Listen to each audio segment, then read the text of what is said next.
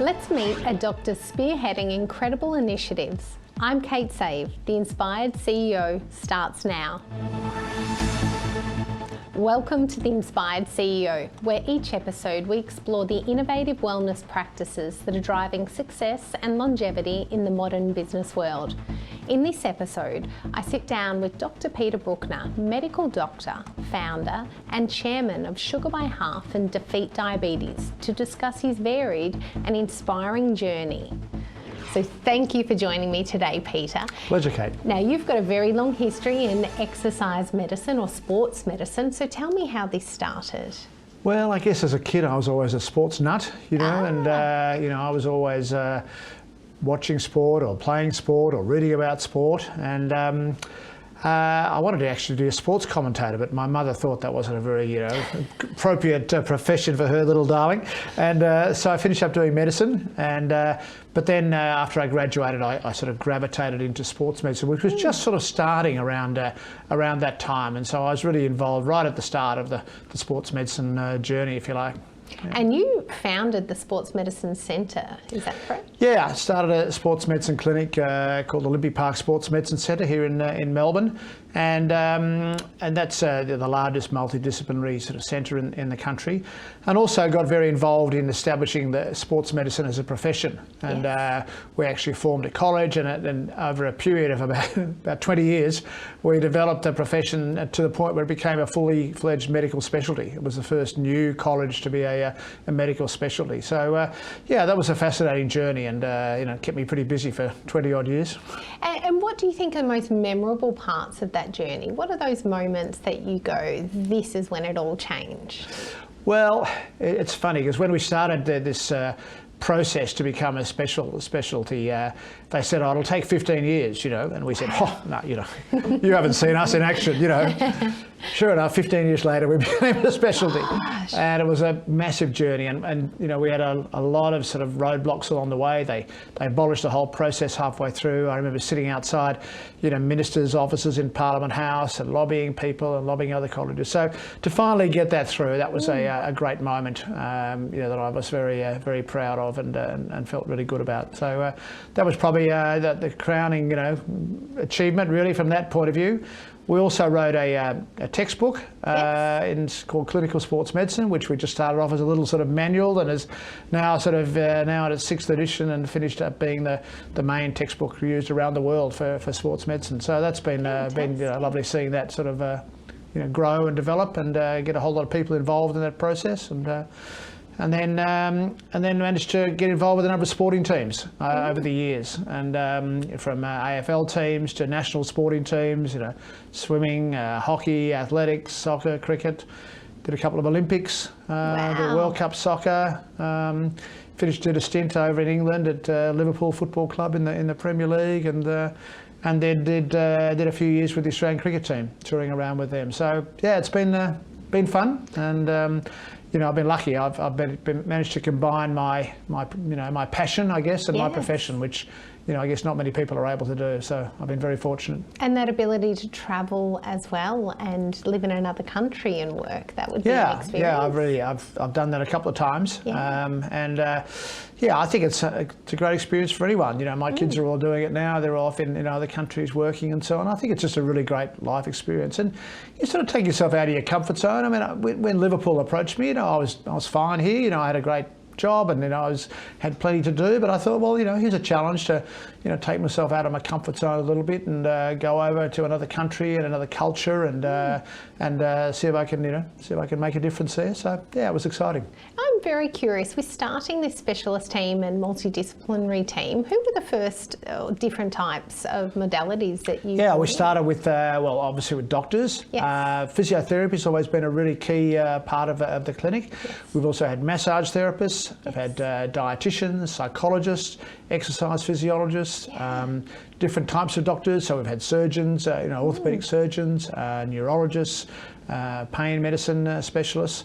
Yeah, so it's a great team, and sports medicine really is the ultimate multidisciplinary. A lot of medical sort of areas, profess to be multidisciplinary, but it's really a sort of the doctor up here and everyone else is sort of, you know, down there somewhere, you know. But sports medicine, really, we work as a team. You know, we work with teams, yes, and we work as a team within a team, if you like. And so we work very closely with physiotherapists and massage therapists and so on. And every sporting team or club I've been involved with has been the same. You have this sort of team within the team, from, you know, whether the fitness guys and the, you know, my team at Liverpool, I probably had about 25 staff looking after, you know, 25 highly paid, pampered athletes. Yes. But, you know, you'd have a bunch of physios and massage therapists and fitness staff and so on. So, yeah, it's always part of the role was obviously coordinating that and leadership of that team.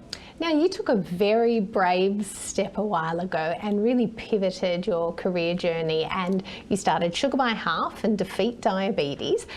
Stepping away from the, I guess, traditional sports medicine into perhaps metabolic medicine or whatever you might call it. Tell us, why did you do that? Well, and yeah, if you'd asked me, you know, 12 years ago, if I'd be, you know, sitting here talking about diabetes or something, I'd have laughed. But like many things, you know, you have your own experience. And 12 years ago, 12 years ago now, I was in Liverpool, you know, working at the football club there.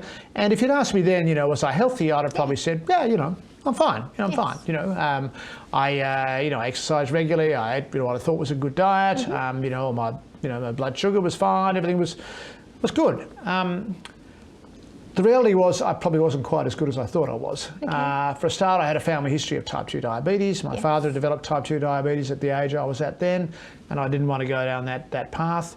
I was quite overweight, like, you know, many middle-aged men. I'd probably, you know, considered 60 middle-aged. I used to think it was old, but now I think it's middle-aged.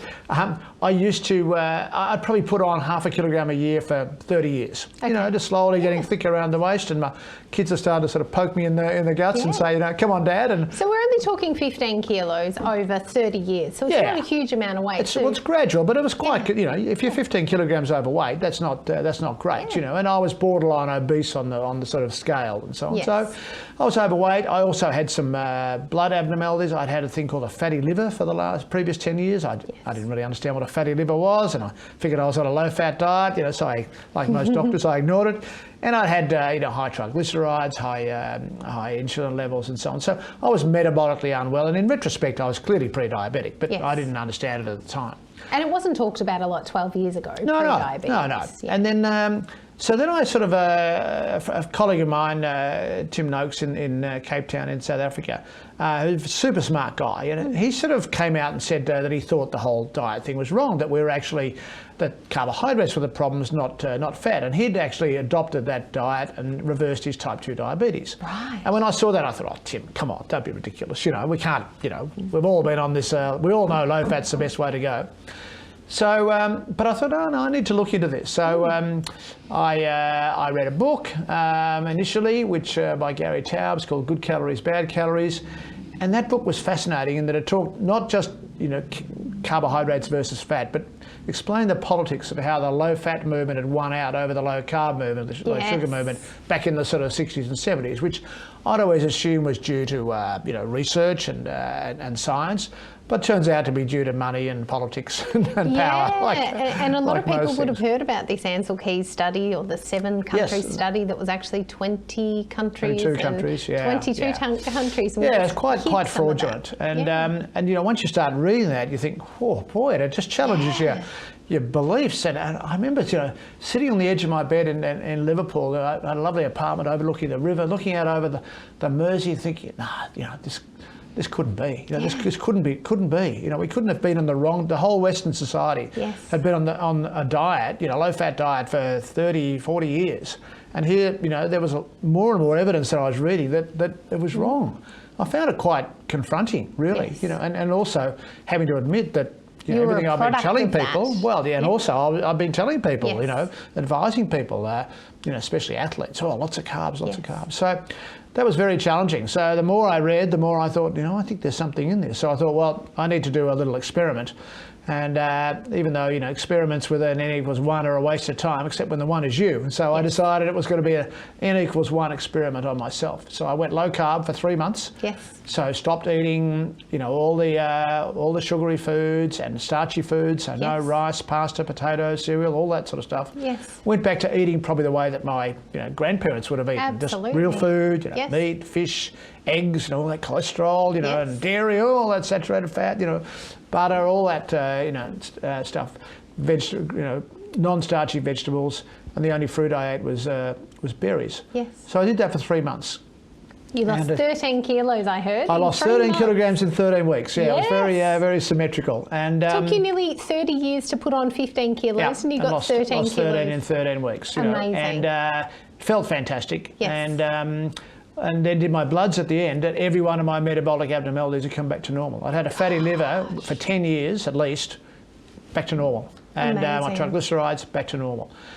So, and I felt fantastic. I had more energy, my exercise improved, my sleep improved, my brain fogginess, my afternoon sort of sleepiness improved. So, so if you have that experience, I guess you've got, one of two choices. You can either just say, okay, I'm all right, mate, and shut up about it, and off we go.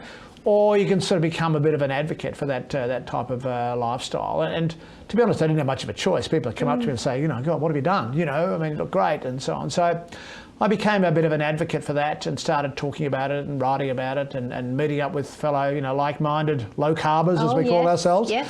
And I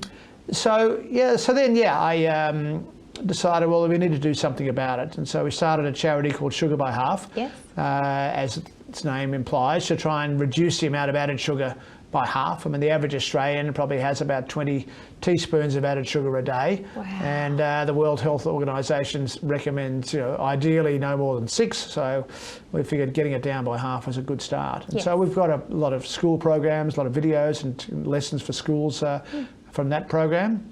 And then I got approached to write a book and by Penguin, and I said, no, look, the last thing the world needs is another bloody diet book. But they said, no, there's not many by doctors and not many by Australian doctors. So I got talked into writing a book called A Fat Lot of Good. Yes.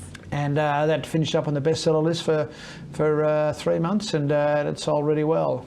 But then the elephant in the room's always been type 2 diabetes, and I just think it's underplayed. There's an epidemic of type 2 diabetes.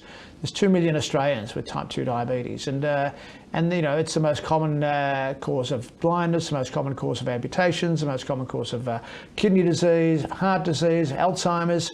We focus on those diseases, but we don't focus on the main cause of them, which is type 2 diabetes. Yes. And there were programs overseas that showed very clearly that a low-carb eating approach managed to put their diabetes into remission. I kept waiting for someone to do it in Australia, and eventually thought, oh well, that's it. Here we go. We'll do it. It's an online program, so people can sign up. They go to defeatdiabetes.com.au. Yes, yeah, it's like either an app or a web-based program, and they get a 14-day trial, and it basically gives them all their background information as to what type 2 diabetes is all about, but also the practical information of how to reverse their type 2 diabetes, and what to eat when you go out, what fast foods, and it also has bits on exercise and stress, and tons of recipes, meal plans, all that sort of stuff. And we've had a fabulous response. We've had over 10,000 people do that program. More than half of them have put their diabetes levels below the threshold level for diabetes. So it's pretty exciting. Remarkable. So thank you so much for sharing that, and so brave of you to completely pivot from sugar to no sugar and changing the lives of Australians. So this is Ticker, and we will be right back. You're watching Ticker. We'll have more in just a few minutes.